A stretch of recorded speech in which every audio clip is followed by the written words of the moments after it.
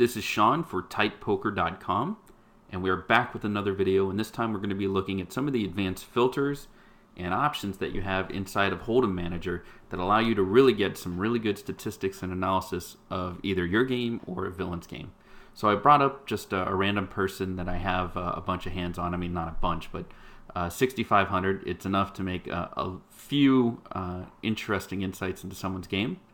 So this is right here, select report name. This is something I don't see a lot of people using. And there's a bunch of different reports here, and you can even modify one to make it kind of your own. The default one's by stakes, and so you break it out here, and you can add all the different stats. And we see this player, he's a winning player. 3 big bets per 100 is pretty standard for a win rate. He looks like he's a very nitty player. This is a full ring player, and 12.7, 10 for VPIP and PFR. So we basically, just moving forward, and we see all the different statistics here. We see that this person's running extremely well, hitting 17% of sets. It should be 11.5 if memory serves me right, and I'll just throw in a complaint. I only hit 9.9, so I'm due, baby. So let's get into some of the more advanced things. We have hands at showdown, which is a really interesting tab, and what will happen is that all the different hands that you can show down with are shown up here. You might say, well, hey, this person had, from the other report, we saw that they were up 450. Well, take all the hands out, and what this does is it automatically filters down to the 187 hands this person showed at showdown. So out of the 6,503, we have 187 hands we're showing here. So we see that, obviously with boats and sets doing real well, and unknown hands where you could have had anything, you could have had a losing flush, is all put here. So you're going to find that the stats that you find in this category are going to be a lot more beneficial for yourself because you're going to know what those unknown hands are as opposed to a villain. But this is just kind of an interesting tab, and you can see how well this person's kind of running with these hands. There's a more detailed edition within this area here, and you can see full house with a pocket pair but no trips, etc., etc., etc. Pretty interesting. We can go into the whole cards actually and see this person wins more with kings. Of course, this person has had kings 8 times as opposed to aces only 3 times, but both times they've seen some pretty good action. And then we can actually see the hands that they're losing the most with, and 76 offsuit. So we can actually click on that, and we see it here. And if we double click, it'll come up in the replayer. Number of players, you can see heads up or otherwise full ring. Overall, this is just takes everything right into one lump, gives you the stats. This is more of a general area. And then we have some of the plugging the leaks, so we can see 6 max, full ring, and heads up broken out, and some interesting stats here like went to showdown percentage, won money at the showdown. The 3-bet, this person does not 3-bet much. 4-bet, they do 4-bet, so it looks like they're going to 3-bet.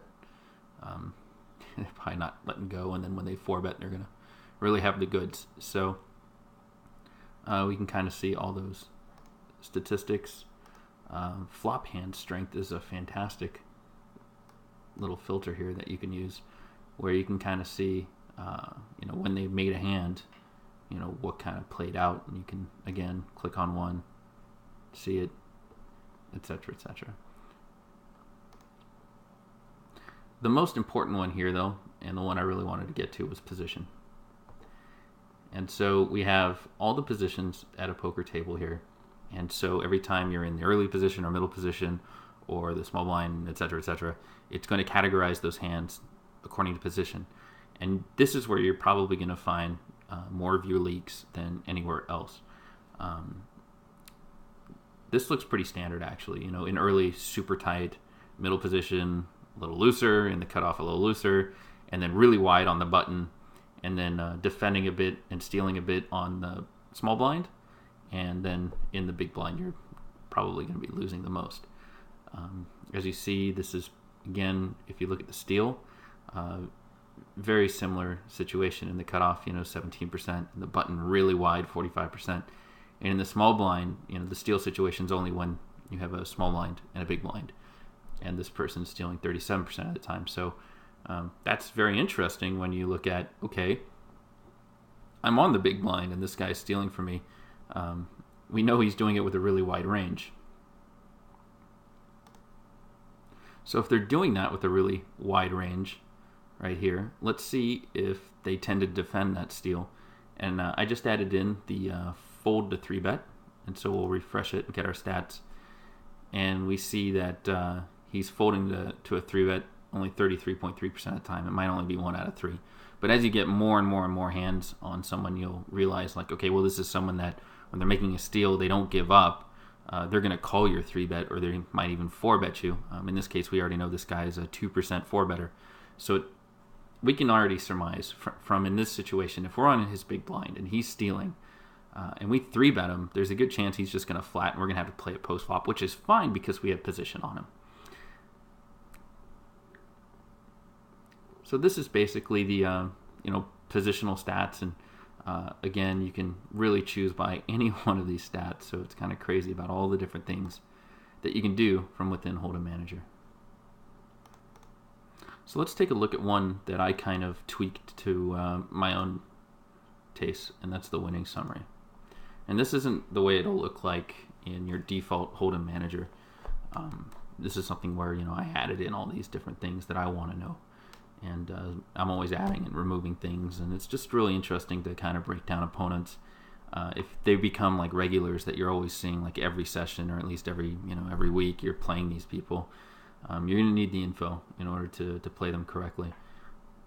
So under this winning summaries, it's broken out 6 max and full ring heads up. The number of hands for each one of those games, the money they've won, big bets per 100, as well as their game stats. These are the basic stats: VPIP, PFR, aggression, and the aggression percentage, their 3-bet percentage, the fold to 3-bet percentage, and their 4-bet range.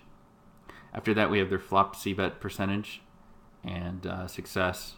Went to showdown, so there's some other stats here like fold to turn C-bet and fold to C-bet that you're going to need to know to see if, like, okay, does this person float a lot, and et cetera, et cetera. And that's in my HUD. It's not so critical to see it in a winning summary, but we also see stuff like steal percentage and set percentage. It's kind of lets you know, okay, well, how great am I running here? Like, feels like, after a session I didn't have any cards, and you see your set percentage was 0. And then you're like, aha, well, I just didn't hit any sets, and it looks like I was card dead.